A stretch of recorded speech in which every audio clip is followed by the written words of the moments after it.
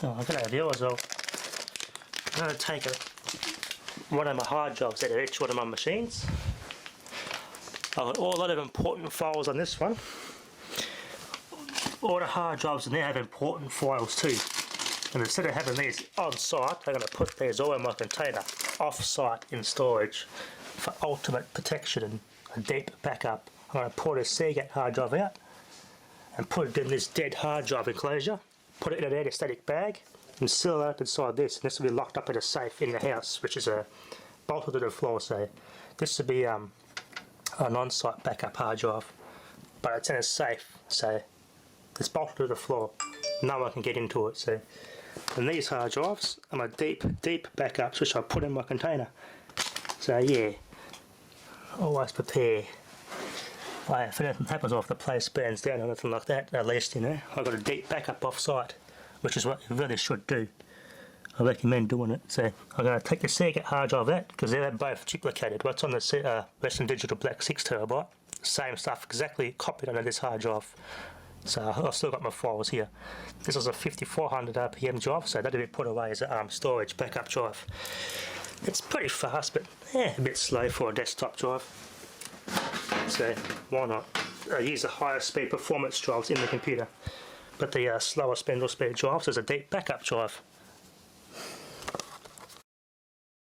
As you can see, this is the one that died, the HDD enclosure that died. I wish I had kept the SATA bridge card, the plastic. I could have cut it down, just made it so it's a cap.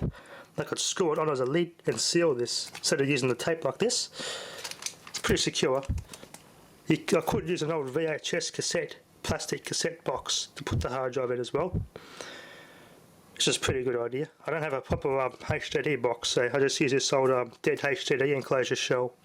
Just as good. There we are. Hard backup. It's going to stay inside this cabinet and be locked up. It's just a pretty secure safe, heavy metal construction. So now I've got an actual proper safe backup. Been something I've been meaning to do for a while. So backing up and leaving your hard drive in your computer case is one way to do it. But an actual proper fail-safe backup is to do it this way. An extra spare hard drive. This is what I said. You can never have too many hard drives. Besides, cloud storage is expensive and uploading is very slow in this bloody country. So this is the best way you can do a backup. And all the other hard drives I got in that bag I showed earlier, I've got files that I've got extra copies of, which are going to be, those hard drives are going to be stored off-site in my container. So you can never be too safe with your own data. Always keep a really good backup, because I've actually lost a little bit of data in the past, and yeah, not good. I don't like it. So always back up. Always back up. There's another safe inside. There's a top safe, another isolated box that locks. Instead of putting the hard drive in there, where, you know, if Dad or wants to get something out one day, he could drop the hard drive and damage it. So instead of putting it in the box up here, I set it in the bottom part of this safe, under a ledge. It's like a lip under here. And the hard drive fits perfectly in the corner here. So if it's down here on the bottom, it's yeah, it can't get dropped or damaged. It's on the bottom, so always take note of things like that. And it doesn't flood here either. This is not a flood prone area, so we're extra safe here. So little things to take into consideration when you're storing your backup drives. Little cutie. Look after my stuff. You good little cutie. Oh, so cute. Okay, have yours all got the hard drive stored away safely? Nice, good, safe, offline, off-site backup. This is the way to go to protect your data. Been meaning to do that for a while. Got the extension wire. I put this back together, put the pulley back in it, extend the wires, and put that back in the washing machine. We can spit it up. Not much torque though, so I have to give it a little bit of an assistance. I did some parameter adjusting. It's a bit stronger. And now it runs up to 400 Hertz. This thing screams along at 400 Hertz. It's even quieter now. The bearing's set a bit better. Look at that, it's coasted on quite nicely. The overspeed fixed it. we've got a bit of WD-40 in there, soaked it in and spin it.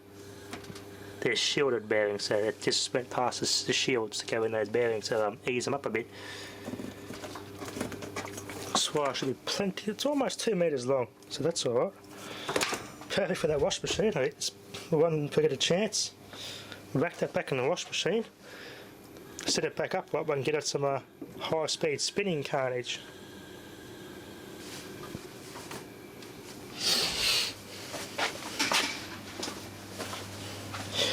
The local repair shop doesn't have second hand parts because it's such a common motor. I was hoping to get one off a junk machine that the motor's still good on. Like I just swap it over, put it in there, but they don't seem to have any. The only place I can get it from is a local repair spare parts retailer, but they're expensive, so not going to be worth it. It's just not going to be worth it. I was really hoping to get one of these for around 20 bucks for a motor, maybe another 10 bucks for the top, the control panel and lid, and a drain hose. I could fix this machine up for a real cheap price and sell it for a bit of profit, but bit of a bugger. So I try and make it spin faster, get some entertainment out of it at least. It's got a couple of good bits in it. The switches are still good, the pump is still good, the power cord's still good, so it's got some goodies in there out of it. It'll be easily disposed of. I think they're free too, appliances at the tip. And there's a bin that gets set, a big skip bin they send to China in a container. You just chuck all your metal in one bin and that's it. Doesn't cost much. Either way, there's a cheaper way to get rid of it anyway, so yeah, they get some bits out of it. Nice and shiny shaft. I polished it with a rag. Yeah, polishing a shaft with a rag. Do be careful when you run your motor and polish your shaft with a rag. Because last time I did it with my 2 horsepower motor, and I grabbed and ripped the cord off my isolation transformer. Just be careful. Anyway, that'll be enough for now. Thanks for watching.